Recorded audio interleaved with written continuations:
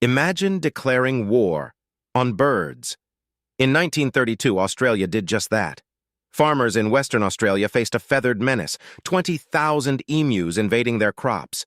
The government deployed soldiers with machine guns. Their mission, eradicate the emu threat. But executing the plan wasn't so easy. Emus proved to be elusive targets. The birds scattered efficiently, outsmarting military tactics. Scores of bullets wasted for few birds down.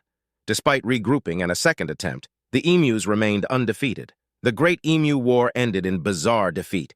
Humans, 0. Emus, victorious.